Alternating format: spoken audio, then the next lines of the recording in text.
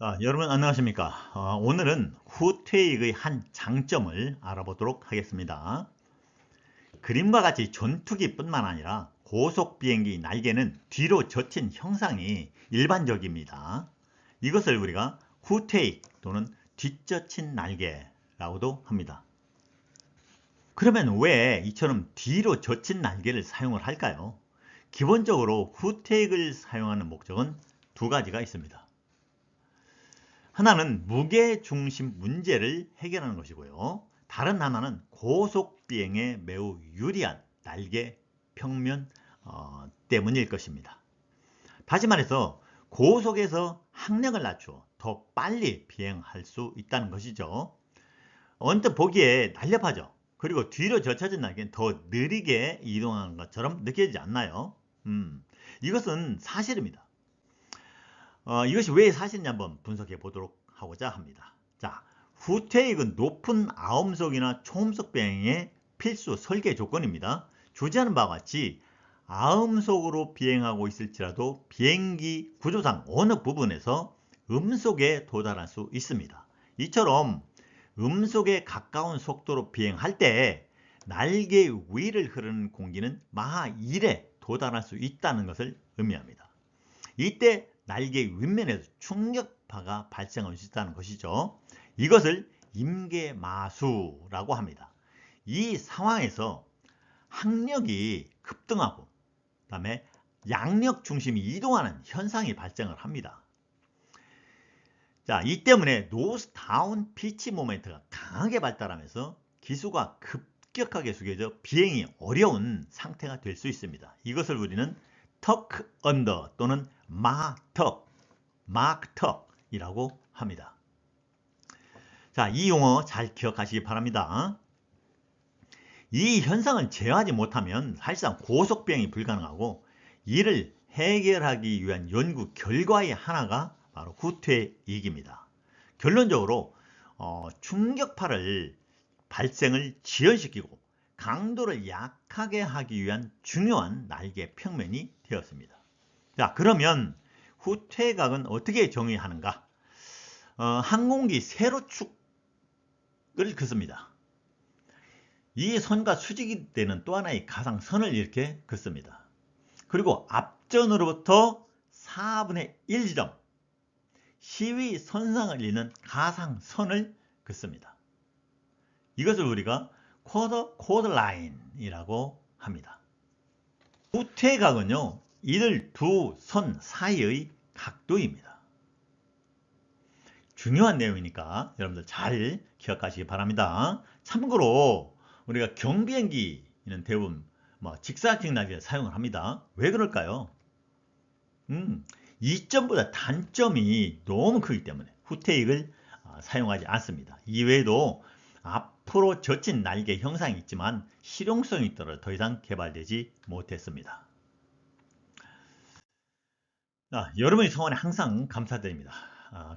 그리고 건전한 항공사회와 세계적 수준의 항공인 지식 향상에 노력하겠습니다.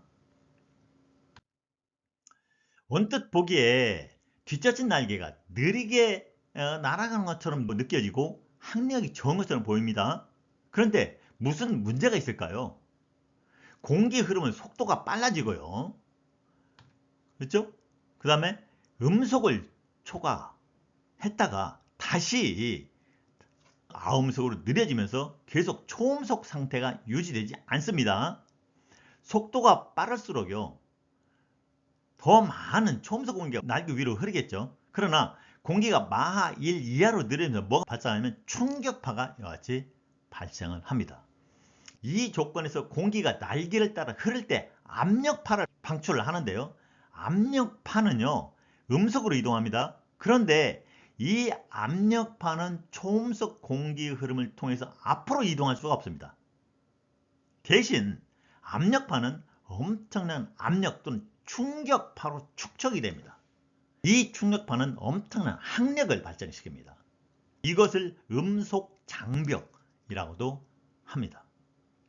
날개 위를 흐르는 공기 흐름이 거대한 압력 경계를 통과할 때, 그죠? 에너지를 빨아들여서 에너지를 흡입해서 항력을 유발을 합니다.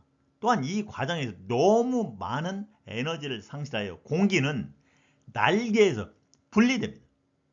이때 더 큰 항력을 유발할 수가 있습니다. 이때 공기 속도를 우리가 임계마수라고 합니다. 그리고 이 항력을 우리가 뭐라고요? 조파항력이라고 합니다. 또한 수직 충격파의 행태에서요, 큰 에너지 손실이 발생한다고 했습니다. 이전 충격파 주제에서 설명했죠. 바로 이와 관련된 내용입니다. 자, 후퇴익은 조파 항력을 방지하는 데 어떻게 도움이 되나요? 기본적으로요, 날개 위의 가속도를 줄여서 초음속 흐름의 시작을 지연을 시킵니다. 한번 볼까요? 자, 이 그림에서 검은색 화살표는요, 날개 위를 흐르는 상대편 흐름입니다. 그냥 직선으로 흐르죠. 파란색은요, 시위와 평행하게 흐르는 흐름입니다. 갈색은 날개 길이 방향으로 흐르는 흐름의 벡터입니다. 그러면 직사각형 날개는 날개 위의 모든 공기 흐름이 비행기 날개의 시위선과 평행하게 통과를 합니다. 그렇죠? 이렇게요.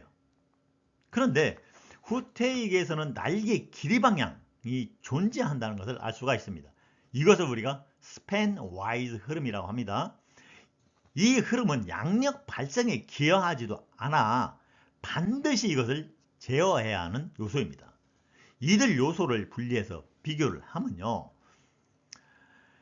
자, 시위 방향 흐름 속도 벡터가 상대풍 흐름 벡터보다 느리다는 것을 알 수가 있습니다.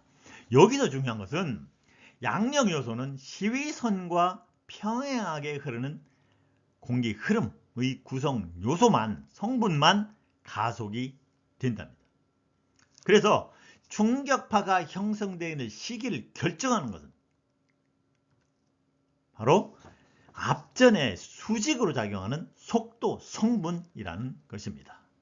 아주 중요한 내용입니다. 따라서 시위선과 평행하게 흐르는 공기 흐름의 양을 최소화할 수 있다면 가속의 크기를 낮추고 임계마수를 지연시킬 수가 있습니다.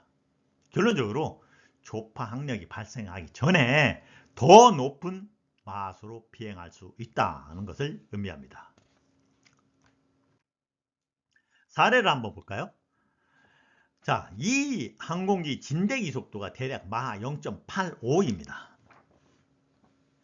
직사각형 날개라면 날개에 작용하는 속도가 변화가 없습니다. 그러나 후퇴익에서 실제 날개에 작용하는 속도는 대략 마하 0.70입니다. 상당한 변화가 있으면 알 수가 있죠. 후퇴익 날개에 작용하는 3개의 분력이 있습니다. 이 중 가장 중요한 것은 우리가 시위 방향 흐름이고, 날개 길이 방향 흐름은 무용합니다. 쓸모가 없을 뿐만 아니라 여러 문제의 근원입니다. 예를 들어 후퇴익이 45도라고 했을 때요, 날개가 감지하는 속도는 코사인 45도와 진대기 속도를 곱한 속도가 됩니다. 중요한 내용이니까 여러분들 잘 기억하시기 바랍니다. 자, 이 표는 높은 아음속 항공기와 초음속 전투기 후퇴의 각을 비교한 것입니다. 보잉 747-400 항공기 최저속도는 대략 마하 0.85, 그리고 후퇴각은 37.5도입니다. 그런데 초음속 항공기 후퇴각은 대략 40도 이상임을 알 수가 있습니다. F-16 전투기 후퇴각은 40도지만 미라지 2000 전투기 후퇴각은 대략 58도로 매우 높습니다. 그런데요, 전투기 후퇴각에는 별표가 첨자가 있죠. 이것은 앞전 후퇴각을 나타냅니다. 자, 다음 슬라이드를 보시죠. 초음속 항공기는 앞전 후퇴각을 적용을 합니다.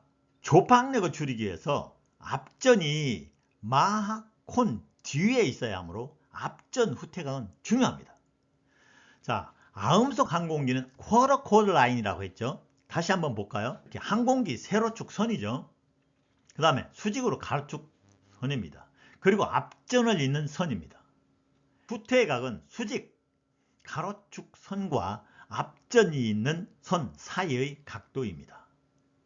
58도. 그죠? 오른쪽 F-14 톰캣 전투기의 후퇴각은 막 20도에서 68도 사이입니다. 이것은 비행 모드에 따라 후퇴각을 변경시킬 수 있다는 것을 의미합니다. 왜 그럴까요? 이착륙을 포함한 조속 비행성능이 지극히 떨어지기 때문입니다. 이 같은 성능이 매우 불량하다는 것은 앞 내용에서 여러분들이 유추할 수 있을 것입니다. 여러분이 한번 생각해 보시기 바랍니다. 결론적으로요, 후퇴익의 가장 큰 장점은 뭐냐? 더 높은 속도까지, 그죠? 충격파 형성을 지연시키는 것입니다.